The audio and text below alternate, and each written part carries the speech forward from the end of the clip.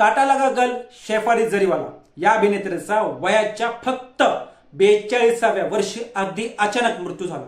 जशी त्यांच्या मृत्यूची बातमी समजली त्यानंतर अनेक जण त्यांच्या मृत्यूबाबत वेगवेगळे तर्क लावायला लागले। हे सगळं जरी असं असलं तरी अजूनपर्यंत शेफाली यांचा मृत्यू नेमका झाला कशामुळे याचं कारण अद्याप तरी कळलेलं नाही। असं सांगितलं जात आहे की शेफाली जरीवाला या अँटी एजिंग गोळ्या आणि अजून काही औषधं घेत होत्या। 26 तारखेला त्यांच्या घरी पूजा होती म्हणून त्यांनी त्या दिवशी पूजेसाठी संपूर्ण दिवस उपवास केला होता आणि उपाशीपोटी त्यांनी अँटी एजिंगचा डोस घेतल्यामुळे त्यांचा ब्लड प्रेशर खूप कमी झाला अशी माहिती आता समोर येत आहे। मृत्यूच्या आदल्या रात्री त्यांचा ब्लड प्रेशर कमी झाल्यानं त्यांना त्यांच्या घरात चक्कर आली आणि त्या जागेवरच बेशुद्ध पडल्या। त्यानंतर शेफाली यांचे पती आणि त्यांच्या कुटुंबातील सदस्यांनी त्यांना अंधेरीमधील बेलेव्ह्यू हॉस्पिटलमध्ये नेलं पण तिथं डॉक्टरांनी त्यांना मृत घोषित केलं। शेफाली जरीवाला यांच्या मृत्यूनंतर शरीरात होणारे बदल थांबवणारी अँटी एजिंग ट्रीटमेंटची चर्चा पुन्हा सुरू झाली आहे।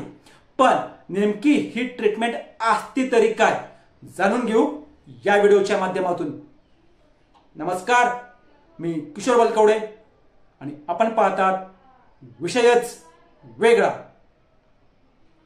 अँटी एजिंग म्हणजे काय तर नॉर्मली बघा जसं आपलं वय वाढतं तसं चेहऱ्यावर बारीक बारीक सुरकुत्या दिसायला लागतात आणि त्या बारीक बारीक सुरकुत्या दिसू नये यासाठी हल्ली कॉस्मेटिक सर्जरीचा वापर मोठ्या प्रमाणात वाढल्याचं दिसत आहे। अँटी एजिंग ट्रीटमेंट मध्ये बोटॉक्स हे इंजेक्शन सर्वात पॉवरफुल इंजेक्शन असं समजलं जातं। कपाळावरील आठ्या किंवा डोळ्यांजवळ दिसणारी काळी वर्तुळ किंवा डोळ्यांच्या इथं येणाऱ्या सुरकुत्या कमी करण्यासाठी बोटॉक्सचा वापर केला जात असतो। अँटी एजिंग साठी अजून एका पद्धतीचा वापर बरेच जण करतात, त्याला ग्लुटाथिओन असं म्हणतात। आता हे एक अँटीऑक्सिडंट असतं, ते आपल्या शरीरातील पेशींची जी झीज होत असते ती झालेली झीज रोखण्याचं काम करतं।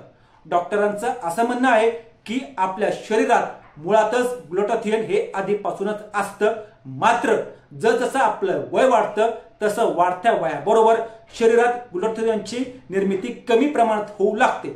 ग्लुटाथिओनचं साईड इफेक्ट दिसल्यामुळे एफडीएनं याला मंजुरी दिलेली नाही, तरी सुद्धा काही लोक स्किन गोरी करण्यासाठी किंवा स्किन गोरी होण्यासाठी या औषधाचा वापर करतात। त्यांच्यावर याचा परिणाम तोपर्यंतच होतो जोपर्यंत ते ट्रीटमेंट म्हणजे ते औषध घेत असतात। याचा परिणाम कायमस्वरूपी राहत नाही। जे लोक याचा वापर करतात ते औषध किती प्रमाणात घेत आहेत ती त्यांनी घ्यायला हवीत की नाही हे पण खूप महत्वाचं आहे।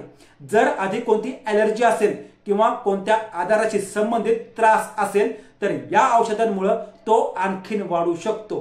त्यामुळे या सर्व गोष्टींसाठी योग्य अनुभवी डॉक्टरांचा सल्ला घेऊनच ते घेणं गरजेचं आहे। या औषधांचे अनेक वेळा जास्त प्रमाणात डोस जर झाले तर त्याचा थेट परिणाम हा किडनीवर होत असतो।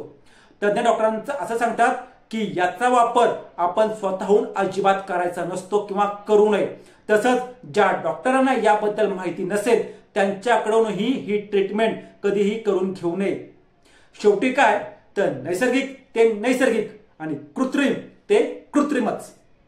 असेच रोजच्या रोज नवनवीन व्हिडिओ पाहण्यासाठी आमच्या चॅनलला सबस्क्राईब करून व्हिडिओला लाईक करायला विसरू नका।